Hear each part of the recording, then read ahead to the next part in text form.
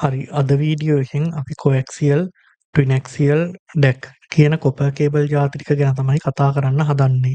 කොඇක්සියල් cable ගත්තම මේවා දැන් ලෝකල් ඒරියා නෙට්වර්ක් වල නම් පාවිච්චි වෙන්නෙම නැති තරම්. හැබැයි තාම ඇමරිකාව, කැනඩාව, ජර්මනිය, ඕස්ට්‍රේලියාව වගේ රටවල් වල ඉන්ටර්නෙට් දෙන්න කොඇක්සියල් කේබල් පාවිච්චි කරනවා. එතකොට අපි කලින් කතා කරපු ට්විස්ටඩ් පෙයා කේබල් වලදී වගේම කොඇක්සියල් කේබල් වලදීත් කේබල් කොටසක් තියෙනවා. ඒ වගේම කනෙක්ටර් කොටසක් තියෙනවා. මුලින්ම අපි කොඇක්සියල් කේබල් එකක් අරන් බැලුවොත් ඒකෙත් ප්ලාස්ටික් අවුටර් ජැකට් එකක් තියෙනවා. ඊට ඇතුලෙන් බ්‍රේඩ් ෂීල්ඩ් එකක් තියෙනවා. ඒකට ඇතුලෙන් ෆොයිල් ෂීල්ඩ් එකක් තියෙනවා. මේ සුදු පාටින් ඩයලෙක්ට්‍රික් ඉන්සියුලේටර් එකක් තියෙනවා. ඊටත් ඇතුලෙන් තමයි කොපර් කෝ එක. එහෙම නැත්නම් කොපර් වයර් එක තියෙන්නේ. මේ සුදු පාට ඩයලෙක්ට්‍රික් ඉන්සියුලේටර් එකෙන් ඇතුලේ තියෙන කොපර් වයර් එක පිට තියෙන ෆොයිල් එකයි බ්‍රේඩ් ෂීල්ඩ් එකයි එක ගෑවෙන එක නතර කරනවා. ඒක මේ කේබල් වල සිග්නල් ලොස් එක අඩු කරගන්න උදව් කරනවා. එතකොට අපි කොඇක්සියල් කේබල් ගැන කතා කරනකොට ඒ වගේ තියෙන ලක්ෂණ දෙකක් ගැන කතා කරනවා. එකක් තමයි RG, ඒ කියන්නේ රේඩියෝ ගයිඩ් නම්බර් එක. අනිත් එක තමයි කේබල් එකේ ප්‍රතිරෝධය. ඒක ඕම්ස් අගයක් විදිහට තමයි දක්වන්නේ. එතකොට අපි මේ කේබල් දෙක ගත්තම උඩ කේබල් එකේ තියෙන්නේ මේක RG6U 75 ohms කියලා. මේ RG6U එකේ U කියන අකුරෙන් කියන්නේ ජෙනරල් යුටිලිටි කියන එක. කේබල් එකක් RG6 උනත් 6U උනත් ඒ දෙක වැඩ කරන විදිහ වෙනසක් වෙන්නේ නැහැ. මේ RG6 කේබල් එක තමයි අපි බ්‍රෝඩ්බෑන්ඩ් ඉන්ටර්නෙට්, කේබල් TV වගේ දේවල් වලට පාවිච්චි කරන්නේ. පහලින් තියෙන්නේ RG58 කේබල් එකක්. මේකේ පැකේජ් එකේ තිබ්බ මේක 50 ohm කේබල් එකක් කියලා. එතකොට මේ කේබල් සාමාන්‍යයෙන් 2-way radio antenna, Wi-Fi antenna එහෙම බේස් යුනිට් එකට කනෙක්ට් කරන්න පාවිච්චි කරනවා. එතකොට අපිට පේන තව දෙයක් තමයි RG නම්බර එක වැඩි වෙනකොට කේබල් එකේ ඝනකම අඩු වෙනවා. මේ කේබල් ගත්තම RG6, RG11 වගේ මහත කේබල් වල ඇටෙනුවේෂන් එක අඩු හන්දා ඒවට අඩු සිග්නල් ලොස් එකකින් වැඩි දුරක් data ගෙනියන්න පුළුවන්. දැන් මේ කොඇක්සියල් කේබල් වලට තියෙන කනෙක්ටර් ගත්තම අපිට F-type, BNC, තව SMA, N-type ඔහොම ಜಾති කීපයක් බලා ගන්න පුළුවන්. මේ වගේම බ්‍රෝඩ්බෑන්ඩ් ඉන්ටර්නෙට් වලදී සාමාන්‍යයෙන් පාවිච්චි කරන්නේ මේ F-type කියන කනෙක්ටර් එක. උදාහරණයක් විදිහට මේ කේබල් මොඩම් එක ගත්තොත් අපිට පේනවා ඒකේ තියෙන්නේ මේ වගේ F-type කනෙක්ටර් එකක්. මේ F-type කියන්නේ threaded කනෙක්ටර් එකක්. එතකොට මේ වගේ මේ thread පාවිච්චි කරලා තමයි කනෙක්ටර් එක ලොක් කරන්නේ. BNC කියන්නේ කොඇක්සියල් කේබල් වල පාවිච්චි කරන තවත් ජනප්‍රිය කනෙක්ටර් එකක්. මේකේ තියෙන්නේ මේ වගේ ට්විස්ට් කරලා ලොක් කරන මෙකැනිසම් එකක්. ඉස්සර LAN නෙට්වර්කින් වලට කොඇක්සියල් කේබල් යූස් කරපු කාලෙත් ඒ අරුනම් වීඩියෝ කැමරා කනෙක්ටර්ස්, ඔසිලොස්කෝප් වගේ ටෙස්ට් ඉක්විප්මන්ට් වල කනෙක්ටර්ස් වලටත් මේ BNC කනෙක්ටර් එක පාවිච්චි කරනවා. මේ කොඇක්සියල් කේබල් වල කනෙක්ටිවිටි ටෙස්ට් කරන්නත් ට්විස්ටඩ් පෙයා ටෙස්ට් කරන ටෙස්ටර් එක වගේ ටෙස්ටර් තියෙනවා. මේ වගේ සමහර ටෙස්ටර් වලින් RJ45 ටෙස්ට් කරන්නත් පුළුවන්, කොඇක්සියල් කේබල් ටෙස්ට් කරන්නත් පුළුවන්. එතකොට මේ පේන එන්ඩ් දෙකට කේබල් එක කනෙක්ට් කරලා ටෙස්ටර් එක ඔන් කළාම එක LED එකකින් සෙන්ටර් කෝ එක කනෙක්ටඩ්ද කියලා පෙන්නනවා. ඊට අමතරව සමහර වෙලාවල දෙවෙනි LED ලයිට් එකකින් ඇතුලේ ෂීල්ඩ් එකක් තියෙන කේබල් වල ඒ ෂීල්ඩ් එක කනෙක්ට් වෙලාද කියලාත් පෙන්නනවා. ඊළඟට අපි එනවා ට්වින් ඇක්සියල් කේබල් වලට. දැන් කොඇක්සියල් කේබල් ගත්තම ඒකේ අපි එක කොපර් වයර් එකයිනේ පාවිච්චි කරන්නේ. හැබැයි ට්වින් ඇක්සියල් කේබල් එකක් ගත්තම අපිට පේනවා ඒකේ මේ විදිහට වයර් දෙකක් තියෙනවා. ඒ අරුණම ට්වින් ඇක්සියල් කේබල් වලත් අර විදිහටම අවුටර් ජැකට් එකක්, බ්‍රේඩ් මෙෂ් එකක්, ෆොයිල් කවර් එකක් අපිට බලා ගන්න පුළුවන්. එතකොට නෙට්වර්කින් වලදී අපිට ට්වින් ඇක්සියල් කේබල් සාමාන්‍යයෙන් හම්බ වෙන්නේ ඩිරෙක්ට් ඇටැච්ඩ් කොපර්. ඒ කියන්නේ DAC කේබල් වලදී. DAC කේබල් වලත් 1 Gbps, 10 Gbps වගේ එක එක data speed support කරන කේබල් තියෙනවා.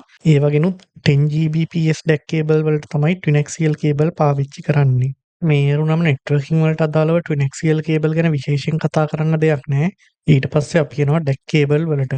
DAC කේබල් ගත්තම මේක ට්විස්ටඩ් පෙයා කේබල්, කොඇක්සියල් කේබල් වලින් වෙනස් වෙන ප්‍රධාන විදිහක් තමයි මේකේ පාවිච්චි කරන කනෙක්ටර් එක කේබල් එක හදනකොටම ඇටච් කරලා තමයි එන්නේ. අනිත් කේබල් වල වගේ අපි කේබල් එක වෙනමයි කනෙක්ටර් එක වෙනමයි අරන් DAC කේබල් හදන්න යන්නේ නැහැ. එතකොට මේ DAC කේබල් වල කනෙක්ටර් එක ගැන කතා කරන්න කලින් අපි DAC කේබල් බෙදෙන කොටස් දෙක පොඩ්ඩක් බලලා ඉමු. මේ DAC කේබල් ඇක්ටිව් කේබල් කියලායි පැසිව් කේබල් කියලායි කොටස් දෙකකට බෙදෙනවා. පැසිව් කේබල් එක ගත්තම ඒකේ කේබල් කොටස නිකම්ම කනෙක්ටර් එකට සම්බන්ධ කරලා තියෙනවා. ඇක්ටිව් කේබල් එකක් ගත්තම ඒකේ සිග්නල් ස්ට්‍රෙන්ත් එක වැඩි කරන්න හදපු ඉලෙක්ට්‍රොනික කොටසක් තියෙනවා. උදාහරණයක් විදිහට මේ DAC කේබල් එක ගත්තොත් මේ කනෙක්ටර් එකේ print කරලා තියෙන දෙවෙනි පේලිය බැලුවම අපිට පේනවා 10G. කියන්නේ මේක 10 Gbps එහෙම නැත්නම් තප්පරයට ගිගාබිට් 10ක වේගයක් සපෝට් කරනවා. SFP+ කියන්නේ කනෙක්ටර් ටයිප් එක. තව පොඩ්ඩකින් අපි ඒක ගැන කතා කරනවා. පැසිව් කේබල් කියන්නේ මේක පැසිව් ටයිප් එකේ කේබල් එකක්.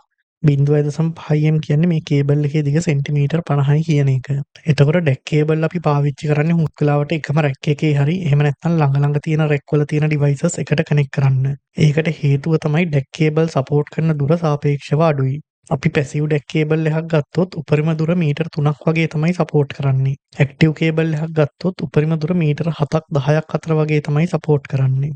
ඩෙක් කේබල් ගත්තම ඒවා 1 Gbps වලින් පටන් අරන් 10 25 40 100 200 400 Gbps වේග වලට වගේ යනකම් සපෝට් කරනවා. එතකොට මේ එක එක වේග වලට ගැලපෙන කනෙක්ටර්ස් වෙන වෙනම තියෙනවා. මේ වගේ SFP ඒ කියන්නේ small form factor pluggable කියන කනෙක්ටර් එක 1 Gbps වලට වෙනකම් සපෝට් කරනවා. SFP+ ඒ කියන්නේ small form factor pluggable plus කියන කනෙක්ටර් එක 10 Gbps වෙනකම් සපෝට් කරනවා. එතකොට අපි මේ කතා කරන small and medium size networks ඒ කියන්නේ කුඩා හා මධ්‍ය පරිමාණ network වලදී SFP+ කියන කනෙක්ටර් තමයි වැඩියෙන්ම දකින්න හම්බ වෙන්නේ. මේ SFP+ කියන කනෙක්ටර් ගත්තම මේ දෙක ෆිසිකල් සයිස් එකෙන් සමානයි. අපිට SFP කනෙක්ටර් එකක් SFP+ පෝට් එකකට කනෙක්ට් කරලා 1 Gbps වලින් වැඩ කරන්න පුළුවන්. SFP+ කනෙක්ටර් එකක් SFP පෝට් එකකට කනෙක්ට් කරන්න පුළුවන්. ඒත් හැබැයි අපිට වැඩ කරන්න වෙන්නේ 1 Gbps වලින්. 10 Gbps වලින් වැඩ කරන්න නම් කනෙක්ටර් එකයි පෝට් එකයි දෙකම SFP+ සපෝට් කරන්න ඕන. එතකොට මේ SFP කනෙක්ටර් එකක් එක අතකට විතරයි ඇතුල් කරන්න පුළුවන්. ඒ වගේ මේක ගලවන්න ලේසි වෙන්න මේ වගේ ප්ලාස්ටික් ලැච් එකක් තියෙනවා. මේ ප්ලාස්ටික් ලැච් එකෙන් ඇදලා අපිට මෙහෙම මේක ගලවන්න පුළුවන්. හැබැයි මේ ප්ලාස්ටික් ලැච් එක කැඩුනොත් මේක ගලව ගන්න ටිකක් අමාරු වෙනවා. ඒ ඇරුණම මේ SFP කනෙක්ටර් පොඩි දූවිල්ලක් තිබ්බත් වැඩ නොකර යන්න පුළුවන්. ඒ හන්දා මේ කනෙක්ටර් ගලවලා තියෙන වෙලාවට නිතරම මේ ප්ලාස්ටික් කැප් එක දාන එක හොඳයි. ඩිවයිස් පෝට් එකටත් මේ වගේ කැප් එකක් දාලා ඒකට දූවිලි යන එකත් නවත්ත ගන්න පුළුවන්. මේ වීඩියෝ එක ඉවර කරන්න කලින් RJ45 SFP අතරේ පොඩි සයිස් කම්පැරිසන් එකක් බලලා ඉමු. අපිට පේනවා SFP කනෙක්ටර් එක RJ45 කනෙක්ටර් එකට වැඩිය සයිස් එකෙන් සෑහෙන ලොකුයි. අපේ normal network කාඩ් එකකුයි SFP කාඩ් එකකුයි ගත්තම SFP සපෝට් කරන කාඩ් එකත් ප්‍රමාණයෙන් ලොකුයි. මේක නම් SFP පෝට් දෙකක් තියෙන කාඩ් එකක්. හැබැයි තනි පෝට් එකක් තියෙන කාඩ් එකක් වුණත් සෑහෙන ලොකුයි. ඒ වගේම මේ කාඩ් සෑහෙන රත් වෙන හන්දා මේ වගේ ලොකු හීට් සින්ක් එකක් බලා ගන්නත් පුළුවන්. එතකොට මේ විස්තර ටික තමයි මේ වීඩියෝ එකෙන් කතා කරන්න හිටියේ. අපි තව වීඩියෝ එකකින් හම්බ වෙමු.